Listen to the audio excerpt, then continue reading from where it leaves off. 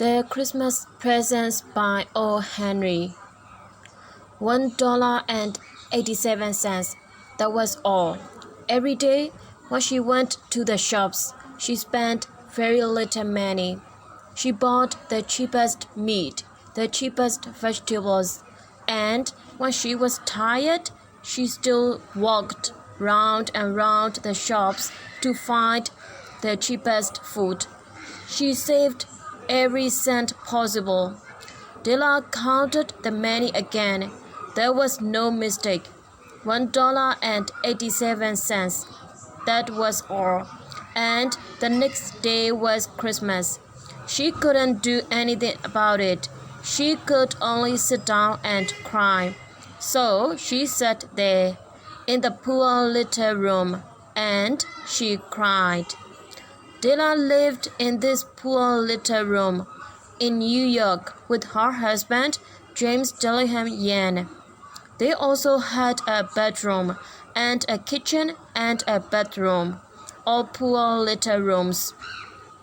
James Dillingham Yan was lucky because he had a job, but it was not a good job. These rooms took most of his money. Della tried to find work, but times were bad and there was no work for her. But when Mr. James Dillingham Yan came home to his rooms, Mrs. James Dillingham Yan called him Jim and put her arms round him, and that was good. Della stopped crying and she washed her face. She stood by the window and looked at a gray cat on a gray wall in the gray road. Tomorrow was Christmas Day, and she had only $1.87 to buy Jim a Christmas present. Her Jim. She wanted very much to buy him something really fine, something to show how much she loved him. Suddenly, Della turned around and ran over to look in the glass on the wall. Her eyes were bright. Now, the James Dillingham Yans had two very special things. One was Jim's gold watch. It was belonged to his father, and before that, to his grandfather. The other special thing was Della's hair. Quickly, Della let down her beautiful long hair. It fell down her back, and it was almost like a coat around her. Then she put her hair up again quickly. For a second or two, she stood still and cried a little. Then she put on her old brown coat and her old brown hat, turned and left the room. She went downstairs and out into the road, and her eyes were bright. She walked along by the shops and stopped when she came to a door with Madame. She walked along by the shops and stopped when she came to a door with Madame Eloise's hair on it. Inside, there was a fat woman. She did not look like an Eloise. "Will you buy my hair?" Della asked. "I buy hair," Madame replied.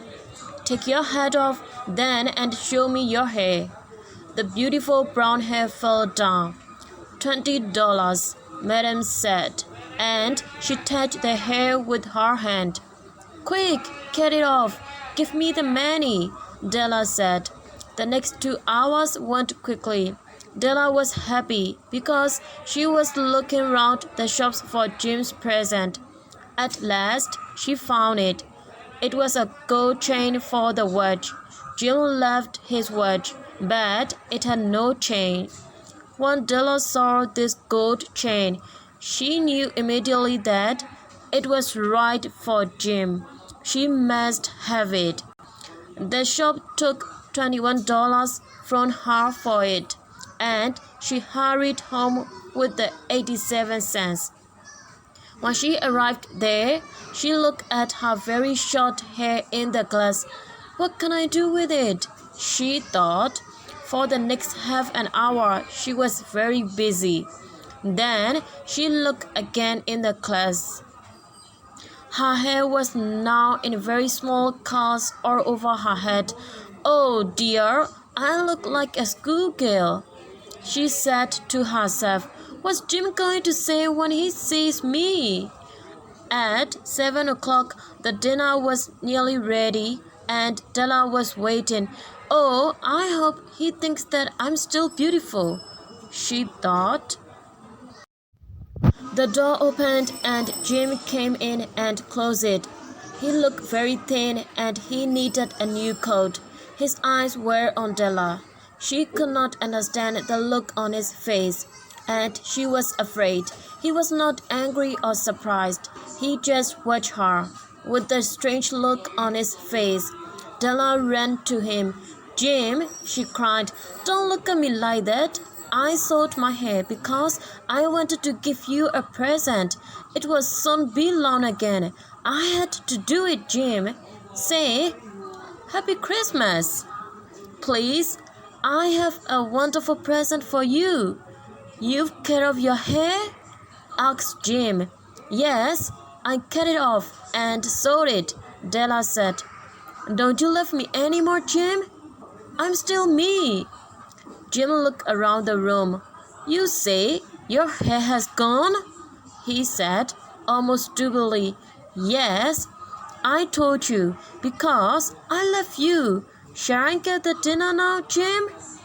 Suddenly, Jim put his arms round his Della. Then he took something from his pocket and put it on the table.